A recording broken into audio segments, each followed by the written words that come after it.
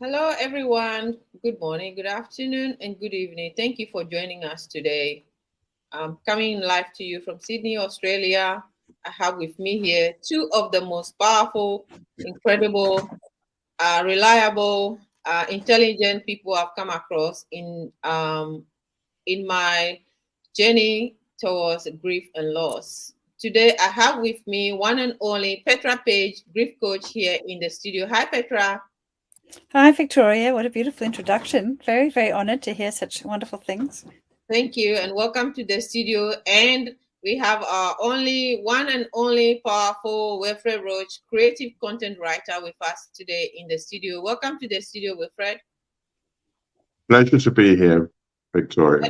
Excellent, excellent, excellent. Last week, we talked about the impact that grief and loss has on us as individuals, as families, and as society. Today, I want us to build on that. Today, we're going to talk about the role that character plays in our reactions when it comes to grief and loss. So, to start with that one, what role does character play when we are faced with grief and loss? What is the immediate reactions that normally we go through as individual? Any one of you can take that. Well,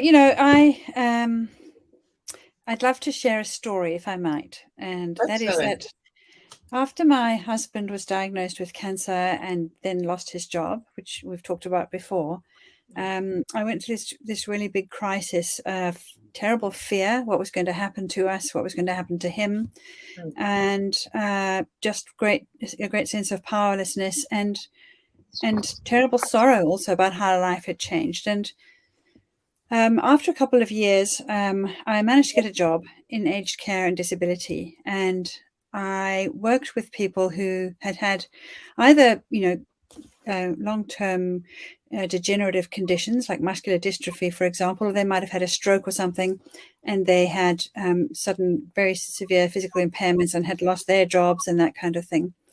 And so it was just a kind of job to me that was going to be the next step in trying to get some kind of earning and a bit of a career history behind me in health and so on. And but I was just astonished after a month or so. I was beginning to realize that something was different was going on with these people.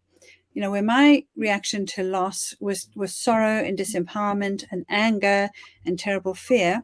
These people's losses were, next level losses. And yet they all woke up every day with this real sense of gratitude that they had a chance to live another day and be themselves. And this was when I first began to understand what character is. It is this inner response of grace, tolerance, gratitude, courage, of being a really fine person who is not defined by circumstances and situation, but actually is generated by self. And this was really, I suppose, in a way, my first conscious encounter with character. This is what the difference was between their reaction to loss and mine, was that they were coming from this inner place. And these were muscles, an inner musculature that they actually had developed over time in sitting with their losses, which I was still to do. So I just really wanted to put that out there because, there's such a tangible difference when you are bearing loss with your character qualities than when you are, decimated by loss because you don't actually have those qualities developed in yourself. Wow, you said two important things. You said those muscles are self-generated and they are inner muscles. In other words, those muscles are built over time for you to be able to react to this sort of news in a certain way. And if we haven't built those characters, where do we go from there? So it's inner self, inner generated, inner built. What sort of muscles have you built all these years, Wilfred, when it comes to character? Petra has just shared the muscles that she built in dealing and looking at people reacting to the things that they were talking about, what they are going through. And that is what she realized. What are some of the inner muscles that you think we could build looking at our character when we are dealing with loss and grief? Well, what comes to mind for me is actually a distinction between the intellectual and the emotional. So the intellectualism and a capacity to try and make sense of what has happened. Or it may be really to understand its very early days, just to try and make sense as to what has happened. And maybe over time you become more agile or more adept at actually identifying that loss has actually occurred. But the two sit in, I think, in tandem, the emotional and the intellectual. And certainly for myself, as you know, over recent years, I've understood, having experienced a number of losses, that there is a trying to find the word, which is, it's not patience, but it's something close to understanding that not all things are in our control, that most things are not within our control, and that it's not about sticking your head in the sand and thinking, well, if I get up, by tomorrow morning, things will have turned around. It's actually recognizing that, no, this is a permanent state of being, or an evolving state of being. And so one needs to adjust realistically. And that can start intellectually. I'm putting, I would say, an intellectual spin on this. But the deeper stuff, the night of the soul stuff, takes place in your dreams, or takes place when you're, watering the flowers or whatever, or washing the dishes. It just comes at you that, this is what has happened.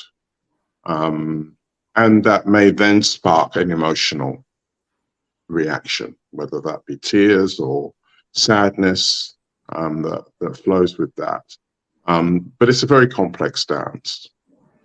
That's what I can say. See, I feel like it in some ways, though, character is sort of underneath those things. I don't know, if you'd agree, but you've got your processing and you've got your emotional response, but then in a way they're held in a balance by your own inner orientations, which are, say, how tolerant are you to change and to feeling powerless, and can you bear things with grace, and do you lash out with that pain of the dislocation that loss and grief brings, or do you manage yourself internally by living into values that that keep you, living in integrity or behaving in integrity with those values? I think that's kind of what I'm thinking about in terms of a characterful response.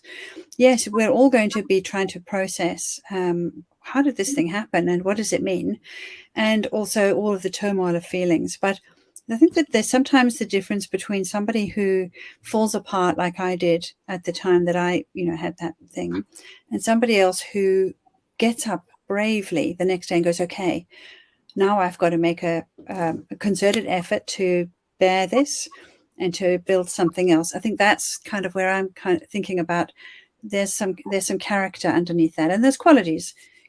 Character qualities are things we all have within us, I think, sort of like seeds, and very often loss activates those seeds. And so that's where a realization that you have to be patient with things. You might apply for a job for 100 days running, but you have to keep going. So there's that perseverance, and then there's the tolerance for the discomfort and the patience, the hope. Those are all things that are character qualities that can carry you through an experience like this without, doing away with the sort of internal processing of how could this have happened, or even the feelings of anxiety and so on. You're still carried by this other underlying force that can really hold you strongly. What do you think about that? I just love what you both touch on this same thing: inner muscles, intellectual reactions, and emotional reaction, like Will was saying, self-generated. And that reminds me of a picture that I put out this week. With me carrying the big gallon, which was more than 10 kilos on my neck, and I wasn't holding it. The fact is that seeing me carry that gallon was not just gallon of water, was not just something that I just get up one day and just put on my neck. I've been doing it over time, different levels of intensity. So after a while, my neck is built enough to be able to carry that load. But when the gallon actually hits my neck, I have to have that internal ability and belief and capacity to convince myself that yes, I can carry that load. It's one thing carrying it on your neck, and one thing being not be able to just touch it. You are walking as fast as you can, but then you don't touch that gallon. And how do you balance it? It requires a level of balancing, both I love internal. what you just said, that you also have to kind of really believe you can do it. You know, Yes, that faith in self, you know, yes, that's amazing. yes. You have to believe that you can do that. And actually, it's a practice. You can carry a bowl and they'll be putting a lot of cassava in or water in. They'll build, the bowl can be as big as possible. And sometimes you have to squat a little bit and they pile it on, and then you get up slowly. You get up slowly, and then all of a sudden you are on your feet. Now you got to start walking and walk home. Such a That beautiful metaphor. Wow, this is amazing, Victoria. I love it. and I just saw when you were both talking, I can just see what you were talking about through the lens of that practice of build up, inner build up. But you don't only build, but you have to convince yourself that this has happened. Now, where do I go from here? Now, how do I take my first step? Now, what do I do next? You have to have that internal dialogue with yourself to say, yes, I believe I can handle this, or I need someone to help me to handle it. You did say something, Petra. You said when your husband was diagnosed, one of the first things that you did was you took a job. And that job requires an internal belief that I can do something out of this job, or I can use this job to help myself build upon what else I am doing. In the course of your encounter with the people you were mentioning, also, their story also impacted you. And that is helping you to build your inner muscles about how the day to day running of your life is going to be. And same as what Will just said. So what I'm trying to get to here is the inner generator self ability that you were talking about before, Petra. The inner muscles. How often do we have to build that in order to be able to absorb what is coming to us on a daily day-to-day basis? Well, you know, I actually think that inner musculature is a thing that you need to be building from the time you're little, and your parents need to be helping you. You know, there's a saying, you can disable your child by enabling it. And often parents are very uncomfortable seeing their children struggle with something, and will go in and do it for them and so on. And yet these smaller things, these smaller struggles, whether that's a social situation at school, you know, which can cause a great deal of loss and grief. I'm sure that most of us have experienced that. Or, you know, the intricacies of putting together, you know, a difficult puzzle or whatever. You know, when you're letting your child really handle that with support, that child is learning to regulate itself, which is such an important thing to carry through into life, you know. So you'll have to have patience, and you might have to bring a bit of ingenuity, and you have to believe that you can do it and take responsibility for it. So those are all things that are part of what give you this internal musculature that will hold you up in the storms of life. And it starts early.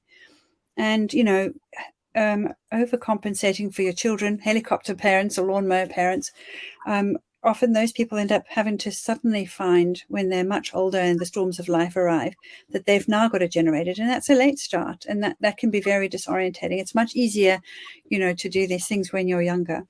But the fact is, you know, that I hadn't had to develop those particular capacities. So until I was in a situation where suddenly it required that I would be brave and I would take responsibility, and I would discipline my own emotional state so that my children could feel secure in a very insecure and destabilized time.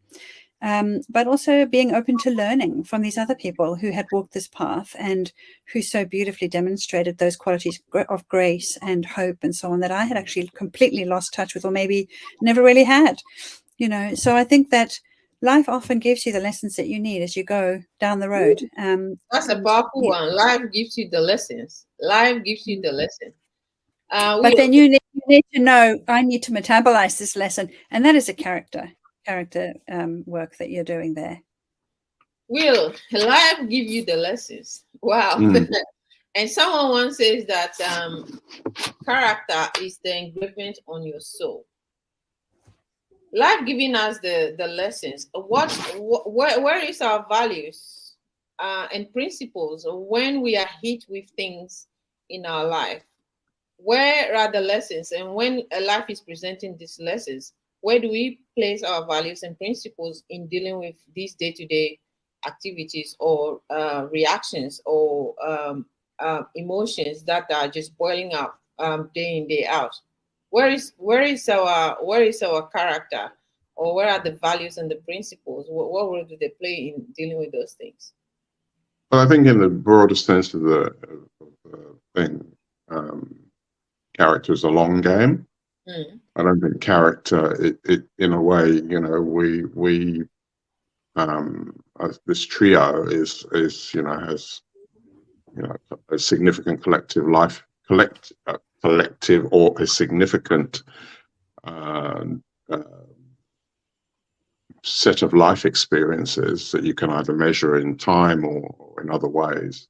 It's very hard to tell people who don't feel it, you know, how that invisible it, which is character, and I think a lot of it is not visible, is not known. It sort of is an elusive character that sort of makes an appearance and then disappears again. So how to convey that, I think, is tricky. I think, you know, I know from my own experience and my own, you know, my gut, this doesn't quite add up, but I don't quite know why it doesn't quite add up. And you know, I may have a visceral response, which, you know, character, which is, you know, can be expressed through experience, allows me to say, hang on a minute, let's just see what emerges from this, from my initial impressions. That's where experience comes in, rather than this has happened because of, and therefore I am going to react. I can still react, but the reaction is tempered. It's not I need to get into the mix straight away. I need to see, it's more a question of, I need to see what emerges from this emerging situation, which has made such a powerful impact on me, which may, and that's a human, you know, humans hate a vacuum. They need to fill it with something, words, actions, and experience teaches you experience has taught me to sit back and wait. So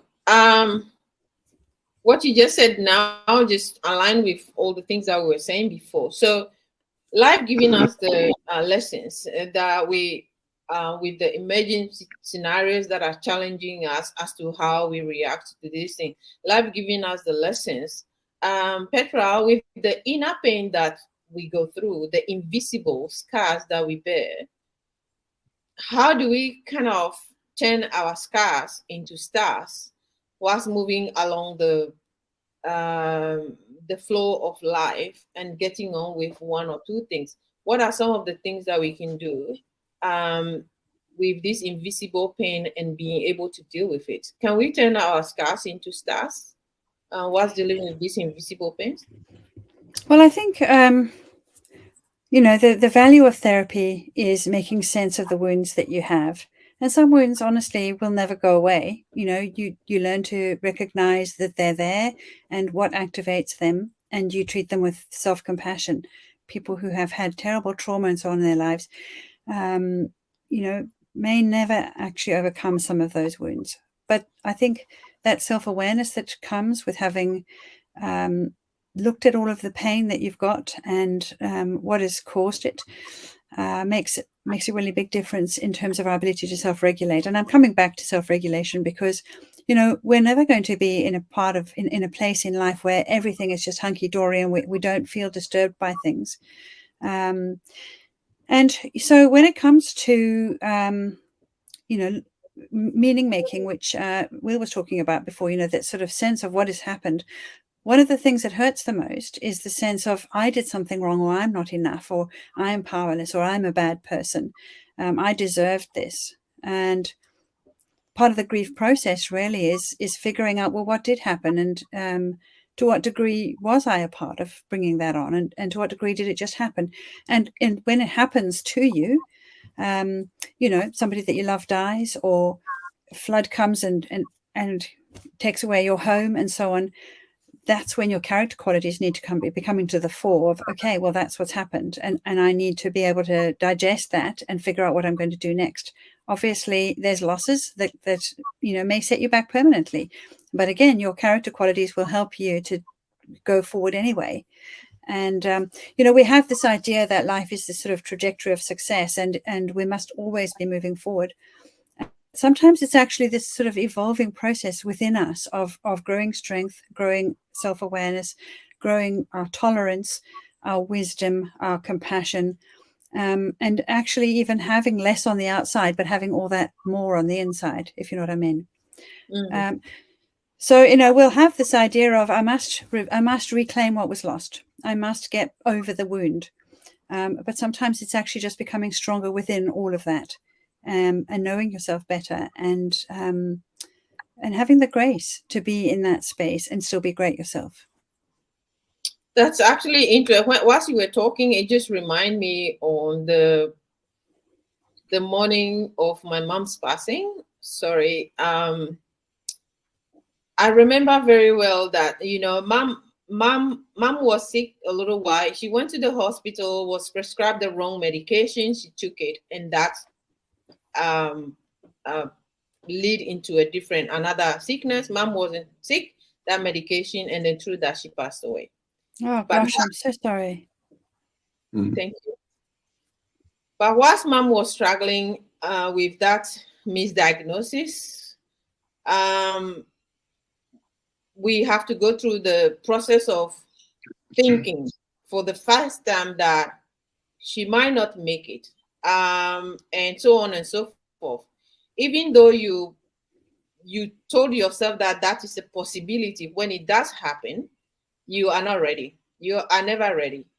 And I remember that particular day, I remember very well, because my husband was right next to me, and I did say that the emotions that were going on, there was guilt, there was a sense of not doing enough for her, there was a sense of a whole range of reactions, anger, frustration. You wanted to tear the whole world into pieces, like as if you can just grab anything, and just a whole lot of things were going through. When these emotions are rushing through your mind and your body, like Will said before, the internal dialogue that is going on between the time of whatever loss or grief you are going through, the emotions that comes in intellectually and emotionally, what are some of the ingredients that we can do to stabilize our the invisible pain that is going on? I don't know if I have crafted that question properly. Sorry, my mind just travels. Yeah, no, sorry. Did you want to say something, Will? Yeah, I mean, I think that what occurred to me was that part of the physical reaction is adrenaline. So that, carries us through, because human beings have evolved to deal with these crises, have their bodies have worked out how to deal with this crisis, so that we don't just, well, some people do, completely collapse, but a lot of people don't. And I think it goes back to, the point that I think Petra made about your early start in life. And, watching my parents deal with loss. And almost the didn't as a child, what child does, understand what was going on, but I could see, I could feel. There weren't tears, but there was the carrying of that sense of loss, or actual loss, or impending loss. And what Petra was saying earlier in terms of what she had gone through. It's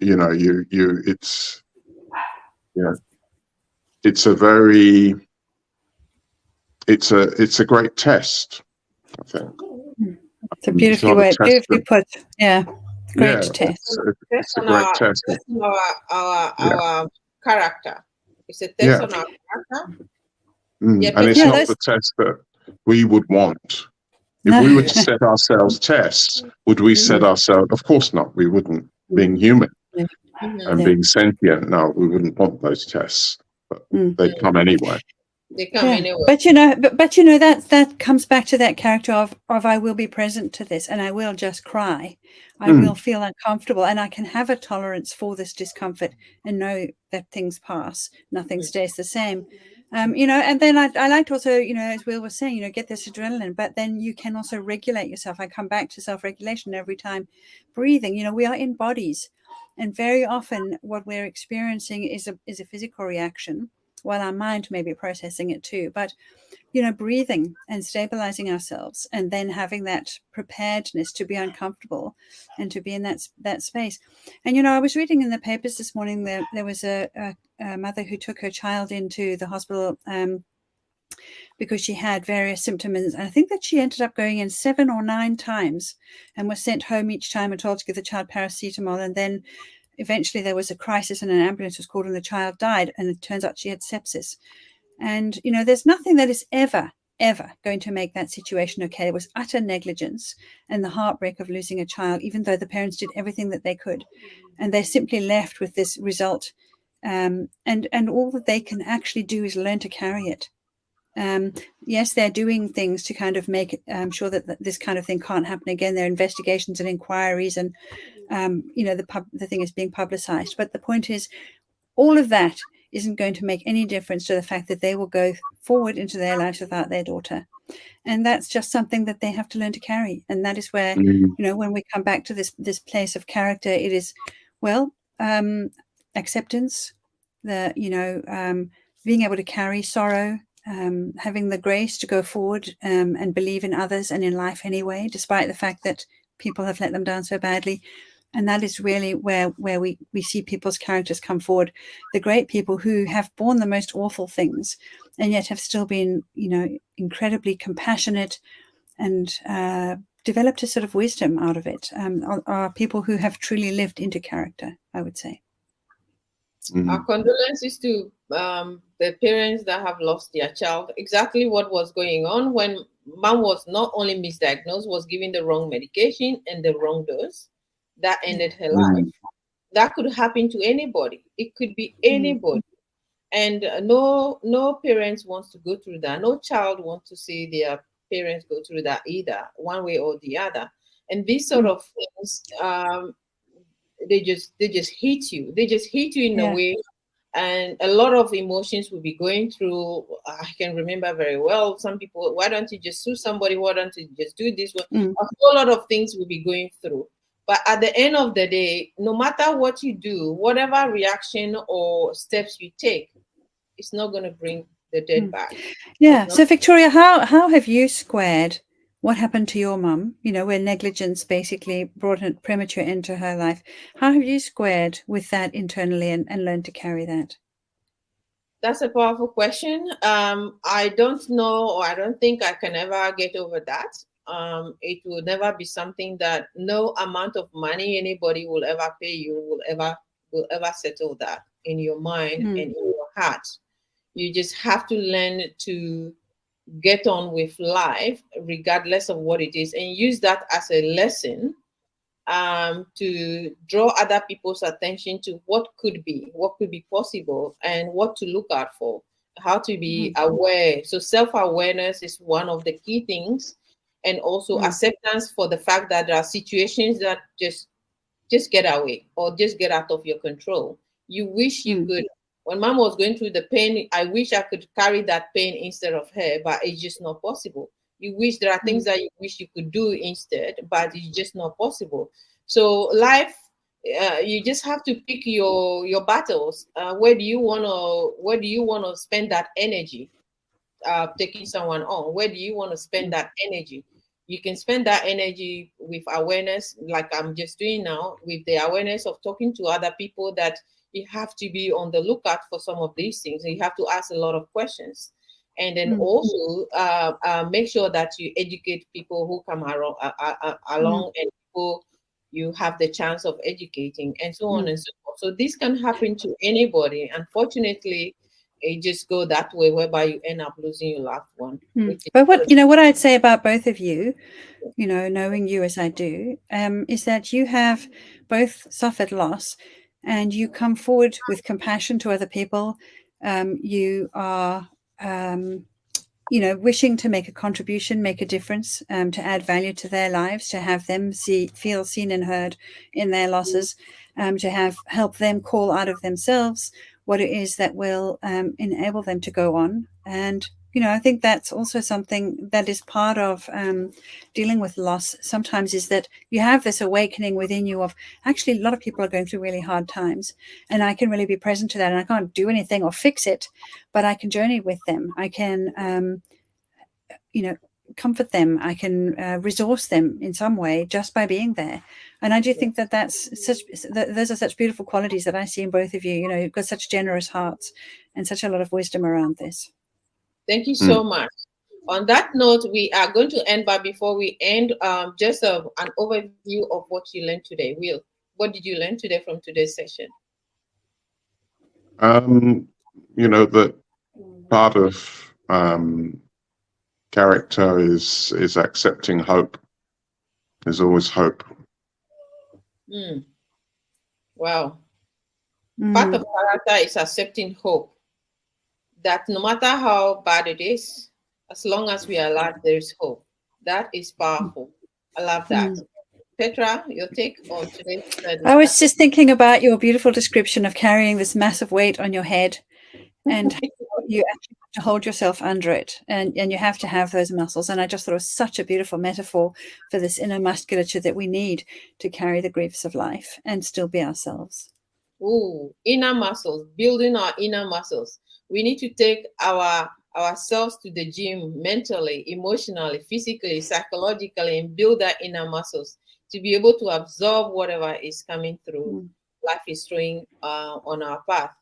Personally, I have learned that in the midst of your pain, your anger, your frustration, through the avalanche of reactions that come through when you receive any bad news, in the middle of that, you have to also look at it from the other person's point of view, sometimes through the lens of empathy, and just know that sometimes there are some things that you have control over, and there are some things that you can't control. But regardless of it, learn to hold your head high and look up to the best. As long as there's life, there is hope. On that note, we will bring today's broadcast to an end. And I want to thank all the viewers, all those who have been listening to us. One more time, we thank you. And once again, let's give it up to Petra and Wilfred for showing up again. Thank you so much. And to Victoria, thank you so much, both of you. Thank you so much. Thanks to both of you. Thank you. Right. Have a good week. Bye. Bye-bye.